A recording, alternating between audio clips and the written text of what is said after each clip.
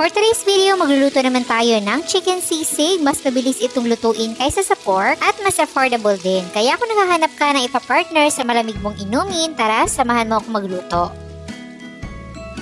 Gagamit tayo dito ng chicken thighs. At since meron itong buto, ibo-boneless muna natin. Mabilis lang namang i-boneless itong thigh dahil isang buto lang naman yung kukunin natin. Etong part na to yung pinaka-the best para sa sisig dahil meron siyang mga taba-taba, so hindi magiging dry yung ating sisig. Then, isi-season lang natin to ng konting asin at paminta powder.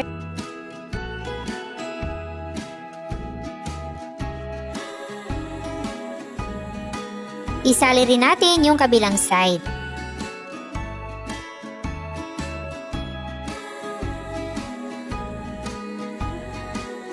Then, ipiprito natin to sa mainit na mantika hanggang sa maluto.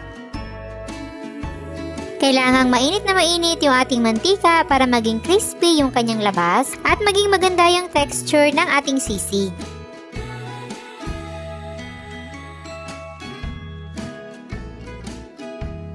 Then, isunod na natin yung iba pang manok at kapag natapos na nating lutuin lahat, ay hiwa-hiwain na natin to sa maliliit na piraso.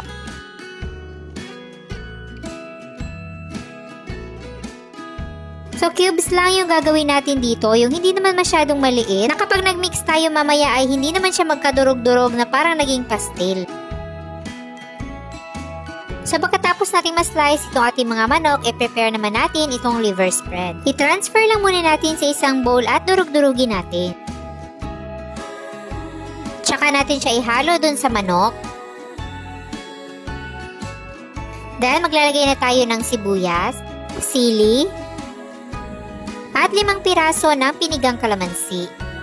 Then, paghalu-haluin na natin yung ating mga ingredients.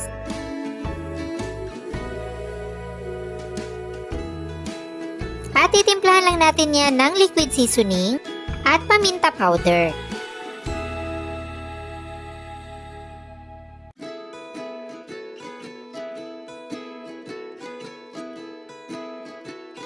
So, pagkatapos natin mahalo itong ating sisig at sakto na rin yung kanyang timpla, nagpainit na tayo ng sizzling plate at lalagyan natin yan ng konting butter. Then, isalang na natin yung ating sisig meat.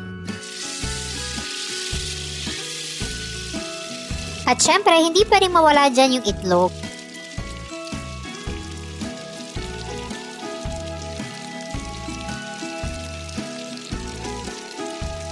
At ganoon lang kadali at kabilis, meron na tayong masarap na pang-partner sa ating malamig na inumin. Makakatipid ka talaga sa oras kapag itong chicken sisig ang niluto mo dahil hindi gaya sa pork, hindi mo na to kailangang palambutin pa bago prituhin. Naghahalo rin yung kanyang texture, merong crispy na part, may taba at laman. Kaya kung gusto niyo rin magluto nito, meron tayong kumpletong listahan ng mga sangkap dyan sa baba. Sana'y nagustuhan nyo ang ating recipe for today. Enjoy!